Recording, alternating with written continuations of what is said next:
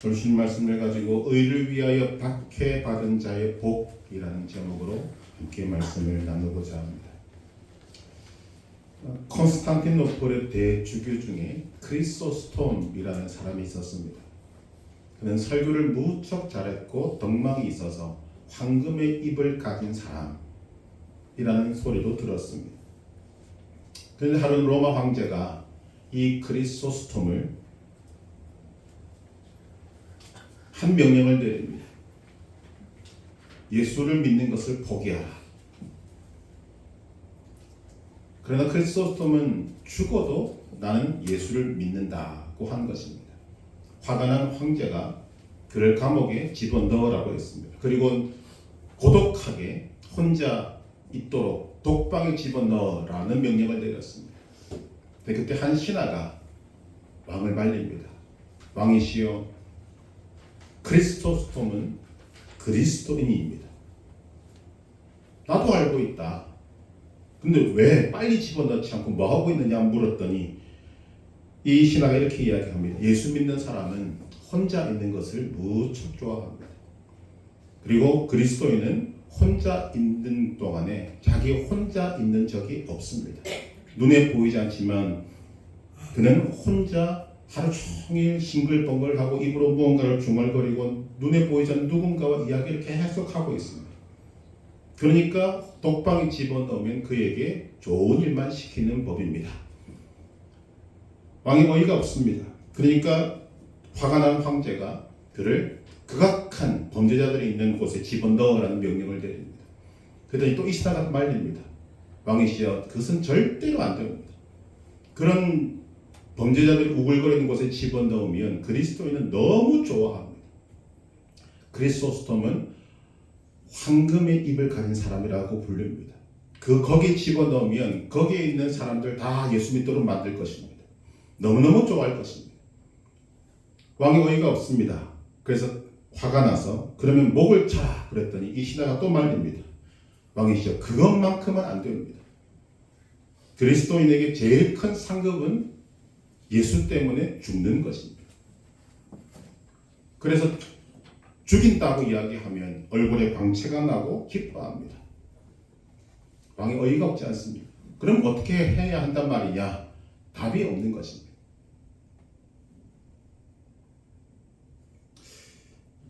사람들은 이런 이야기를 이해 못합니다. 왜냐하면 사람들은 복을 바라기 때문입니다. 특히 우리나라 사람들은 오복을 굉장히 바라고 또 원합니다.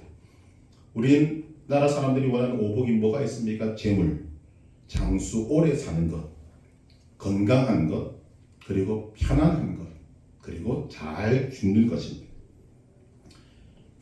세상이 다 그렇습니다. 세상은 가난보다는 부자를 원합니다. 세상은 애통하는 것보다 걱정 없는 것을 원합니다. 세상은 온유한 사람이기보다 강한 사람이기를 원합니다. 세상은 화평하게 하는 일보다 자기 이익을 챙기는 것에 골몰합니다. 세상은 마음이 정직한 사람이기보다 거짓과 반칙을 하더라도 자기가 이루고자 하는 목적과 결과를 이루기를 간절히 원합니다. 세상은 박해를 받기보다 안전하고 편안하기를 원하는 것입니다. 그러나 그리스도인의 길은 세상 사람들이 원하는 길과 전혀 다릅니다. 그리스도인의 길은 진정 외롭고 손해보고 때로는 죽을 수 있는 그런 길, 세상 사람들이 아무도 바라지 않는 그 길이 바로 그리스도인의 길이라는 것입니다. 예수님은 보석과 같은 말씀을 하시면서 가장 먼저 하신 말씀이 팔복입니다. 팔복. 그러나 팔복은 우리가 오늘 마지막 8번째 복을 함께 말씀으로 나눌 것입니다만 세상 기준으로 볼 때는 절대 복이 될 수가 없습니다. 심령이 가난하고 애통하고 온유하고 의에 줄이고 목마르고 긍휼히 여기고 마음이 청결하고 화평하게 하는 자를 누가 복이 있다고 하겠습니까? 세상 기준으로 바라볼 때 이렇게 사는 사람들은 바보, 또 힘이 없어서 빼앗기는 사람들이지 결코 복된 사람이 아닌 것입니다. 더구나 오늘 말씀, 의를 위하여 박해를 받은 자가 복이 있다는 말씀은 우리가 아무리 머리를 싸매고 생각해봐도 참 이해가 안 되는 말입니다. 아무리 의 때문이라고는 하지만 욕먹고 매맞고 채찍질 당하고 쫓겨다니고 이런 삶이 뭐가 그렇게 복된가?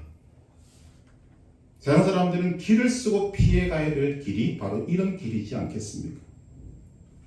그런데 우리가 인간을 생각해보면 고난이라는 것은 인간과 때려야 뗄 수 없는 관계에 있습니다.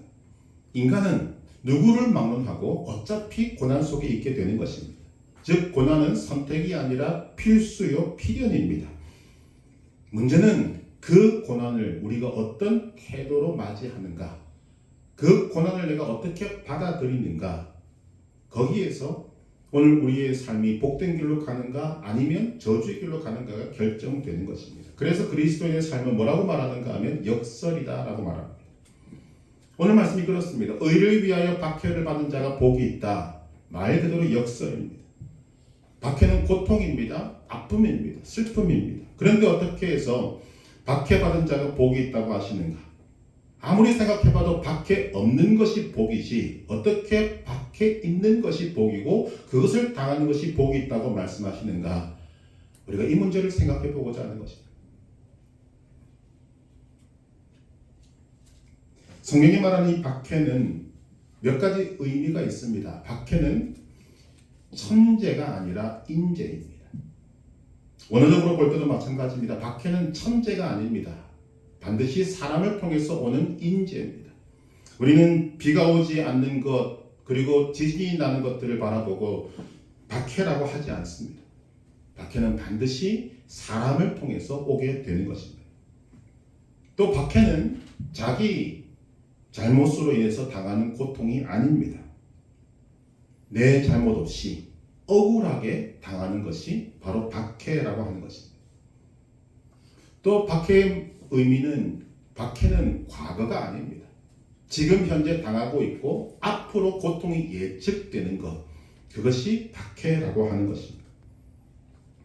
이것을 우리가 고난과 연결 지어볼 때 베드로전서 2장 19절 이하에서 성경은 우리가 당하는 고난의 의미를 명확하게 분석해주고 열거하고 있습니다. 우리가 이 세상에서 당하는 고난, 피할 수 없지만 세 종류의 고난이 있다는 것입니다. 첫째, 부당한 고난, 애매한 고난이 있습니다. 베드로전서 2장 19절 부당하게 고난을 받아도 하나님을 생각함으로 슬픔을 참으면 이는 아름다우나 고난을 받아도 부당한 고난, 애매한 고난을 받아도 하나님을 생각하고 참으면 거기에 복이 있다고 말씀하십니다. 여러분 어떤 것이 부당하고 애매한 고난입니까? 가령에 옆집에서 불이 났는데 그 불이 우리 집에 옮겨 붙었습니다. 함께 홀랑 타버렸습니다. 애매한 고난입니다. 나는 정상적으로 운전을 하고 가는데 옆차가 잘못해서 내 차를 들이받았습니다. 애매한 고난입니다. 억울하고 분할 수 있습니다만 이런 것도 하나님을 생각하고 참으면 복이 있다고 말씀하십니다. 은혜가 된다는 것입니다. 두 번째 고난은 자기 죄, 자기 잘못으로 당하는 고난입니다. 베드로전서 2장 20절 죄가 있어 매를 맞고 참으면 무슨 칭찬이 있으리요. 이거는 거기 복됨도 없고 은혜도 없고 복도 없다는 것입니다. 세 번째가 의를 위하여 당하는 고난입니다. 의를 위하여 당하는 고난의 가장 중요한 특징은 자발적이요 선택적이라는 것입니다. 고난을 피해가다가 어쩔 수 없이 당하는 그런 고난, 어떻게든 면해보려고 이리저리 도망치다가 당하는 고난이 아닙니다. 내가 무언가를 거절하면 당연히 내게 오는 것이 훤히 보이고 내가 가는 길이 보이고 아프고 힘들고 어렵다는 거 뻔히 보이는데 그러나 내가 원해서 그것을 선택해서 당하는 고난, 어찌 보면 일부러 당하는 고난이기도 합니다. 2006년도에 아프가니스탄에는 이런 일이 있었습니다. 당시 41세 된 아프가니스탄 사람 압둘 라흐만이라는 사람이 난민을 구호하는 국제단체와 계속해서 일을 하다가 예수를 만나게 됩니다. 당시 아프가니스탄은 예수를 믿으면 사형입니다. 그런데 그는 자신이 기독교인이 된 것이 발각이 되어서 나라에서 추방당했습니다. 그리고 탈레반 정권이 무너지고 난 다음에 그는 다시 고향으로 들어갔습니다. 그런데 고향에 들어갔는데도 불구하고 자기 가족에게 고발당해서 법정에 서게 되었습니다. 그 당시의 법도 예수를 믿으면, 즉 기독교로 개종하면 사형인 것입니다. 그 재판정 앞에서 이 압둘라흐만은 이런 고백을 합니다. 뻔히 아는 사실입니다. 예수를 믿는다는 것은 죽음이라는 것을 뻔히 알 때 그는 이렇게 말합니다. 나는 그리스도인입니다. 나는 하나님을 믿습니다. 내 믿음을 위해서라면 나는 죽음도 두렵지 않습니다. 그런데 이 압둘라흐만의 사건이 세상에 알려지면서 미국을 비롯한 수많은 나라에서 이 아프가니스탄 정부에 압력을 가해서 다행히 사형을 면하고 다른 나라로 추방당했습니다. 살았다는 것입니다. 안 들어가면 되지 않습니까? 그런데 그는 자기 나라를 사랑하는 마음으로 들어갔고 이 고통을 당했던 것, 이것이 바로 의를 위하여 핍박을 받는 것입니다. 좀 더 깊이 생각해 볼 것이 있습니다. 의를 위하여 당하는 고난은 믿음의 의로 인한 박해입니다. 좀 구분할 필요가 있습니다. 율법적 의, 착한 일하고 선한 일하고 남을 돕는 것, 이런 사람에게는 박해보다는 칭송이 따릅니다. 우리가 가끔씩 소식 듣지 않습니까? 다른 사람을 구해주다가 다치거나 다른 사람을 구해주다가 자기의 생명을 잃었을 때 국가나 사회나 기념비를 세워주고 칭송을 하고 박수를 쳐주고, 야, 대단하다, 그렇게 이야기를 합니다. 그러나 믿음의 의를 위해 헌신하는 사람들에게는 박수를 쳐주는 사람이 거의 없습니다. 지금도 세계 곳곳에는 수많은 사람들이 이 생명의 복음을 전하다가 박해를 당하고 순교를 당하지만 뉴스거리조차 되지 못합니다. 조용히 이름 없이 빛 없이 그냥 쓰러져 갈 뿐입니다. 저에게도 참 안타까운 소식이었습니다. 2007년도 7월달에 있었던 샘물교회 단기 선교팀, 아프가니스탄의 단기 선교를 갔다가 23명이 탈레반에게 납치되고 배형규 목사, 심성민 형제가 죽었습니다.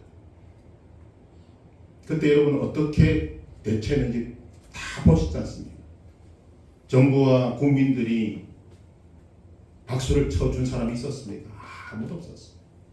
오히려 나라 망신시켰다, 국제적인 망신거리가 되었다고 비난했지 한 사람도, 아니 공식적으로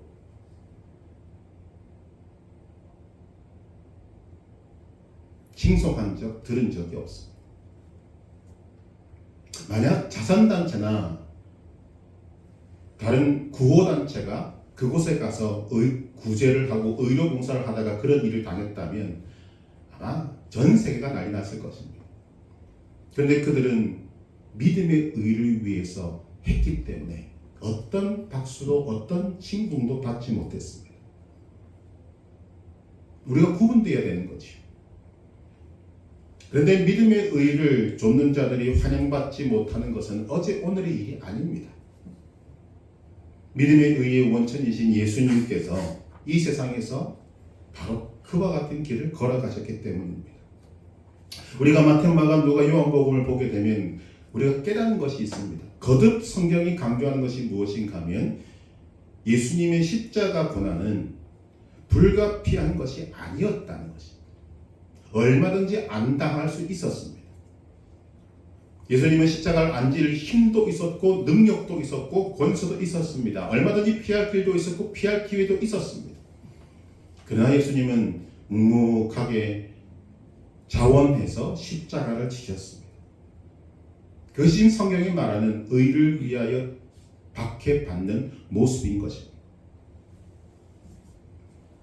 우리는 예수를 어찌 보면 편안함을 위해서 믿음을 시작했다고 볼 수도 있을 것입니다. 그런데 성경은 거기에 대해서 다르게 말합니다. 의의 길을 쫓아간 자에게 주어지는 것은 놀랍게도 편안이 아니라 박해라는 것입니다. 그 그 박해의 내용이 오늘 보면 11절에 기록되고 있습니다. 나로 말미암아 너희를 욕하고 박해하고 거짓으로 너희를 거슬러 모든 악한 말을 할 때에는 예수 믿으면 이런 일을 당한다는 것입니다. 이 말이 갖고 있는 의미가 무엇입니까? 우리가 예수를 믿는다는 것이 편안해지는 것이 아니라 세상으로부터 결코 환영받지 못한다는 것을 우리에게 보여주고 있습니다.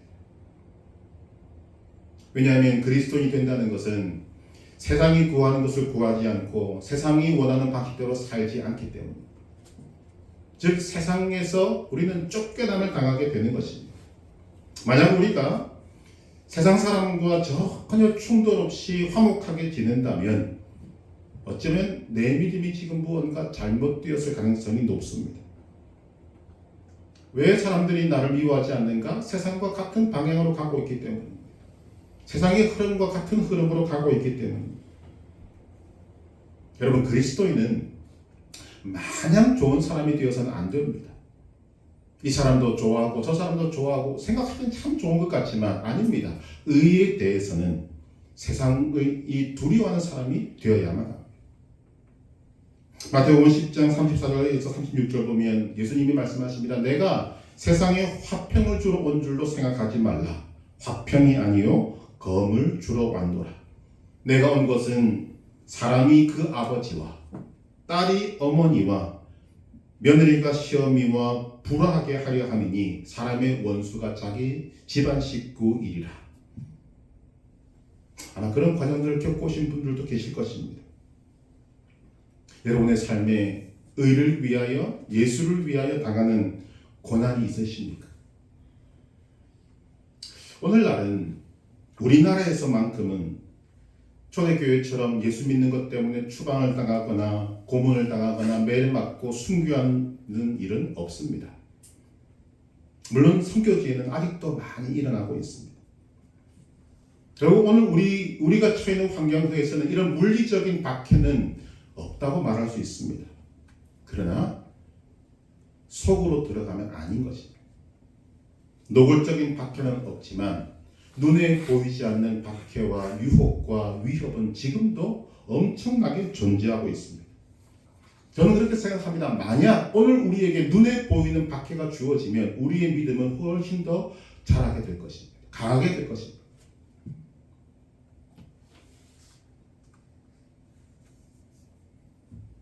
초대교회 순교의 시대에 터툴리안 사람은 이렇게 말을 합니다. 너희들은 우리들을 십자가에 매달고 고문하고 때리고 죽여라. 너희들이 하는 짓이 극심하면 극심할수록 우리들은 더 큰 믿음을 가지고 더 큰 효과를 가지고 주님 앞에 나아갈 것이다. 이런 것을 사탄이 시도했습니다만 안 통하는 것을 보고 사탄은 지금 더 교묘한 방법으로 우리를 박해하고 있습니다. 여러분, 지금 세상에 가고 있는 것이 무엇입니까? 자본주의 좋죠. 그러나 그 자본주의가 오늘 우리를 압박하고 있다는 것을 사람들이 잘 모릅니다. 물신주의, 많은 돈을 소유해 행복하다는 가치관을 가진 이 세상에서 우리는 가난하게 살고자 하는 그 삶이 우리를 박해하고 있다는 것도 알아야 합니다. 신자유주의 갖고 있는 그 효율과 경쟁, 여러분 지금 젊은이들이 계속적으로 힘들어하는 이유가 무엇입니까? 경쟁에서 뒤처질까 두려워하는 것입니다. 장사를 하는 사람들이 왜 주일날 문을 닫는 것을 불안해합니까? 이미 심정적으로 박해를 당하고 있는 것입니다. 아, 손해보지 않겠는가? 예수 믿는 것 때문에 술 한 잔이 아무렇지도 않은 세상 속에서 그 한 잔을 거부하는 것, 여러분 어마어마한 각오가 필요한 것입니다. 여기에 넘어간 사람들이 얼마나 많습니까? 그런 박해가 지금도 있습니다. 여러 번 말씀드립니다만 제가 군목으로 있었습니다. 그런데 제가 군목인 걸 뻔히 알면서도 저에게 술잔을 주면서 마시라고 했던 지휘관들이 한둘이 아닙니다. 공개적으로 만찬장에서 망신 주면서 저에게 술을 안 마시면 쫓아내겠다고 했던 지휘관도 있습니다. 목사님이 분명한데. 저는 개인적으로 개척교회에 출석하고 있는 분들을 바라보면서 여러분 박해를 받고 있다고 저는 생각합니다. 개인적으로. 얼마든지 잘 갖추어진 교회, 주차장 넓은 교회, 시스템 잘 갖추어진 교회, 교육시설 잘 되어 있는 교회 갈 수 있습니다. 그럼에도 불구하고 불편하고 갖춰져 있지 않고 뭔가 모르게 많이 부족한 것 같은 개척교회를 섬기고 있다. 일종의 박해입니다. 오늘 우리의 삶에 예수를 제대로 믿는 것, 말씀대로 믿는 것을 방해하는 모든 것이 다 박해라는 것입니다. 성경은 이렇게 이야기합니다. 그리스도인이 박해를 받는 이유가 어디 있는가? 우리가 그런 의미로 박해를 받고 있다면 의를 위해서입니다. 그런데 이 의가 곧 무슨 의미인가? 예수 때문이라는 것입니다. 10절에 보시면 의를 위하여 박해를 받는 자는 복이 있나니 천국이 그들의 것임이라 말씀하고 있습니다. 11절에는 나로 말미암아 너희를 욕하고 박해하고 거짓으로 너희를 거슬러 모든 악한 말을 할 때에는 너희에게 복이 있다. 의를 위하여 박해를 받는 것과 예수님 때문에 박해를 받는 것을 동일한 의미로 두고 있습니다.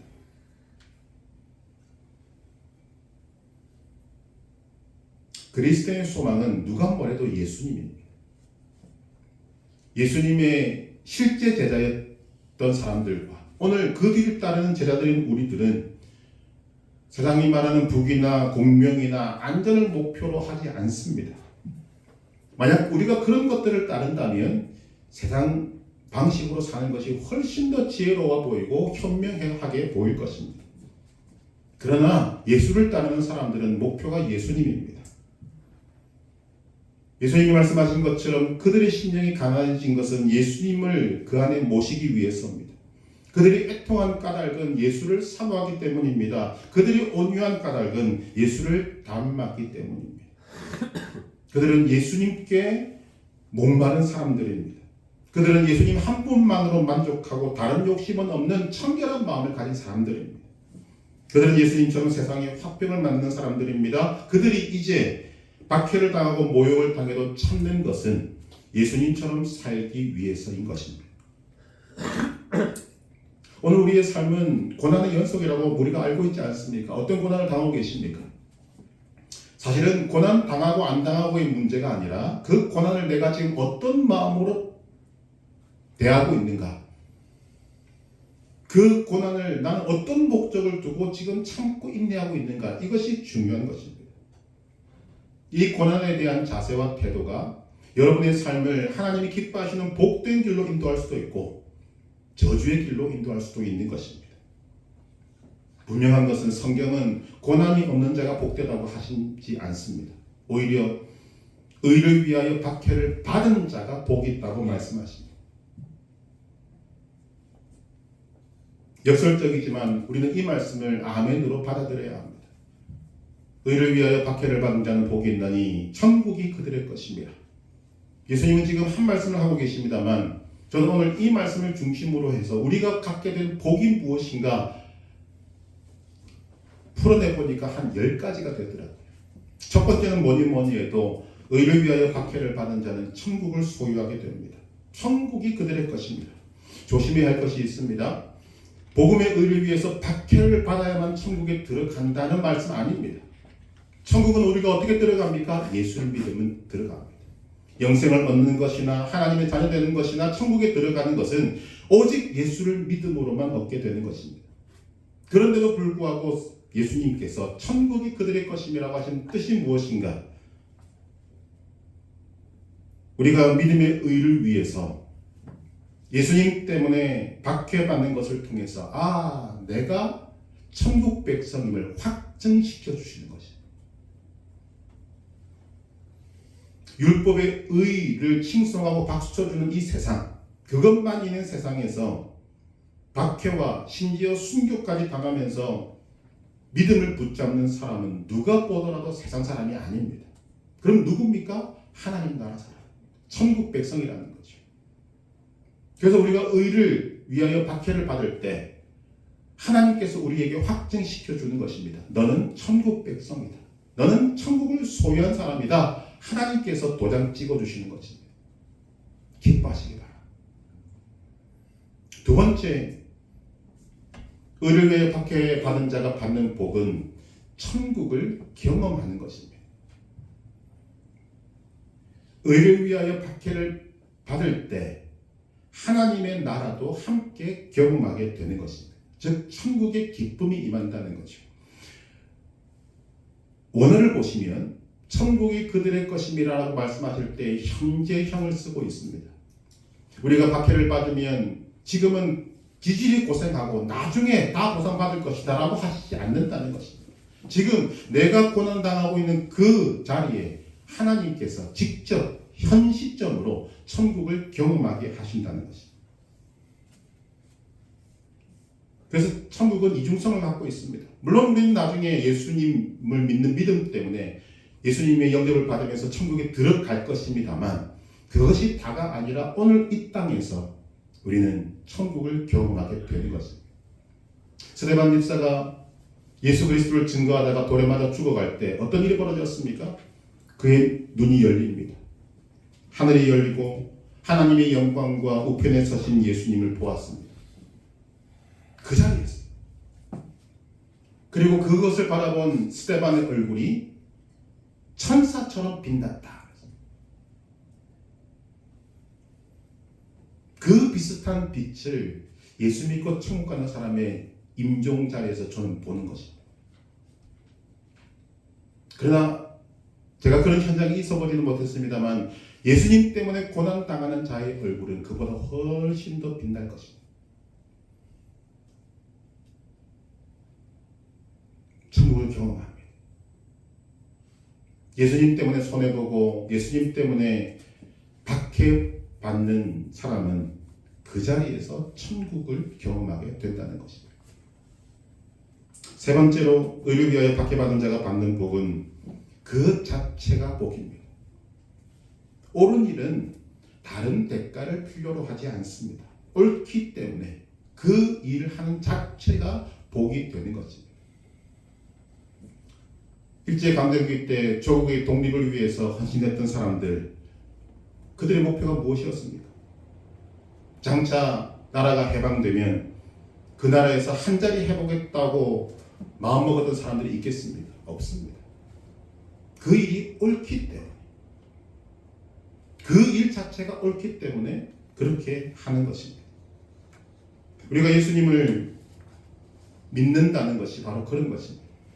예수님을 믿기 때문에 예수님이 하신 말씀대로 따라가는 것은 보상을 받기 위해서 하는 것이 아닙니다. 우리는 은혜 받았기 때문에, 생명을 받았기 때문에, 천국을 소유했기 때문에 그 일을 하는 것이고, 무엇보다도 예수님의 말씀을 따르는 것이 옳기 때문에 하는 것입니다. 그 자체로 이미 보상받은 것입니다. 제가 플레이감에 대한 이야기는 너무너무 많은 말씀을 드렸습니다만 예수님을 믿는다는 것 때문에 재판장에 서게 되고 한 번만 예수를 부인하면 살려주겠다는 그 말을 듣지 않았습니다. 그래서 화형에 처하겠다는 소리를 할 때 폴리갑은 이런 기도를 하나님께 드립니다. 전능하신 주 하나님, 내가 이러한 영광을 받을 수 있도록 허락해 주셔서 감사합니다. 다른 순교자들과 함께 그리스도의 잔에 참여할 수 있게 해주셔서 감사합니다. 이로 인해 당신을 찬양하며 영광을 돌립니다. 그리고 불에 타서 죽습니다. 슬퍼하지 않습니다. 너무너무 감사하고 너무너무 하나님께 영광을 돌리고 그리고 기뻐하며 죽음을 맞이하게 되는 것입니다. 그렇게 할 수 있는 이유가 무엇인가? 당연하기 때문입니다. 자기가 믿음을 지키는 것은 옳기 때문입니다. 네 번째로 의를 위하여 박해를 받은 자가 받는 복은 박해 당한 자체가 내가 의롭다라는 것을 보여주는 증거이기 때문입니다. 여러분, 하나님이 기뻐하시는 의는 이 세상에서, 이 악한 세상에서 살면서 잘 먹고 잘 살 수 없습니다. 악인으로 가득한 세상에서 우리가 정직하게 살면서 손해보지 않을 수 없습니다. 의롭게 살면서 박해가 없을 수는 없다는 것입니다. 의롭게 살면 박해는 당연한 것입니다. 그런데 박해를 받음으로 무엇이 증명이 되는가? 아, 내가 의로운 것이구나. 그것이 증거가 되는 것입니다. 요한복음 15장 18절에서 19절 예수님은 말씀하십니다. 세상이 너희를 미워하면 먼저 나를 미워한 줄을 알라. 너희가 세상에 속하였으면 세상이 자기 것을 사랑할 것이나 너희는 세상에 속한 자가 아니요 도리어 내가 너희를 세상에서 택하였기 때문에 세상이 너희를 미워하느니라. 여러분, 우리가 예수님 때문에 고난당할 때 꼭 기억해야 될 것이 이것입니다. 내가 당하는 고난보다 예수님은 먼저 고난을 당하신다는 거죠.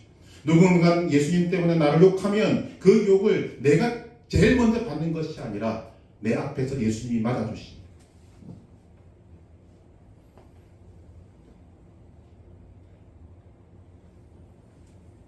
그렇기 때문에 예수님과 함께 당하는 고난 이상할 것도 없고 또 전혀 우리가 생각하지 못할 것도 아닙니다. 어찌 보면 당연한 것입니다.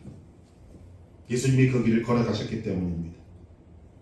이번 주시는 말씀이 바로 그것 아닙니까? 디모데후서 3장 12절 무릇 그리스도 예수 안에서 경건하게 살고자 하는 자는 핍박을 받으리라. 다섯 번째로 의를 위하여 박해받은 자의 복은 박해를 받으면서 우리는 악으로부터 자유하게 되고 악에 빠지지 않게 됩니다. 이것이 사실 참 이상한 것입니다. 박해를 받으면 점점 더 힘들어지고 더 이제 깔아뭉개지는 것 같아야 될 것인데 아닙니다. 점점 더 의로워지고 점점 더 의가 강해지고 시험을 전혀 아무렇지도 않게 통과해버려요. 시험에 빠질 이유가 없습니다. 여섯 번째로 박해를 받으면 내가 믿는 바가 확실해집니다. 이것을 신학적인 용어로 신학화라고 이야기를 합니다. 평상시에는 내가 예수를 믿는지 안 믿는지, 믿어도 무엇을 믿는지 안 믿는지, 내 믿음이 어느 정도 컸는지 잘 모르는데 박해를 딱 받으면 내 믿음의 수준이 확연하게 드러납니다. 아, 내 믿음이 이 정도 수준이구나. 내가 믿는 바가 이것이구나. 확실하게 보이는 거죠. 희미했던 것이 분명하게 보이게 되고 흩어졌던 것들이 모이게 되고 그것이 체계화가 됩니다. 내 한계가 분명하게 보이는 거죠. 그리고 집중하게 되고 체계화되고 분명하고 확실하고 견고해지게 되는 것입니다. 그래서 순교까지 가는 것입니다. 너무나도 확실하기 때문에 이것을 놓치면 안 된다는 것을 분명히 알기 때문에 그렇게 되기 위해서는 내 믿음이 견고해지고 체계화되어지고 누구도 흔들 수 없는 그런 것이 됩니다. 확실해진다는 것입니다. 이것이 복입니다. 일곱 번째로 의를 위하여 박해를 받은 자의 복은 하나님의 음성을 더 가까이 듣게 됩니다.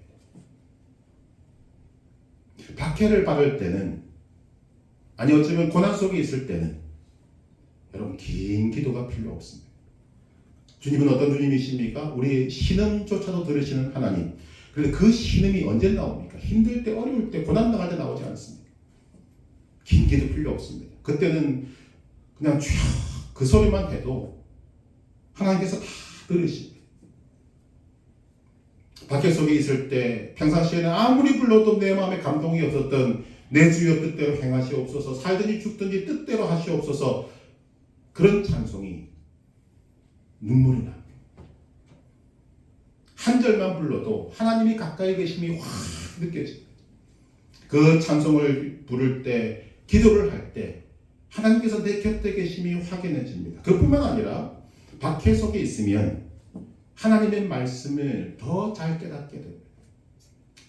아무런 의미가 없이 지나갔던 말씀이 박해 중에 그 말씀이 떠오르게 되고 또 그 말씀을 읽게 되면 다른 것입니다. 우리가 성경을 읽을 때 그런 때 있지 않습니까? 이런 말씀이 성경에 있었나?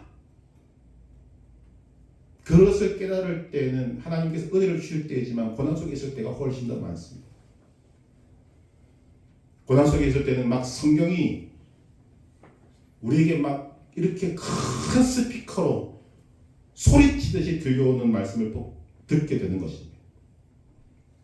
그래서 평안할 때보다 박해 중에 성경 말씀을 통해서 또 기도를 통해서 하나님께서는 내게 엄청난 것들을 깨닫게 하시고 알게 하시고 말씀해 주십니다.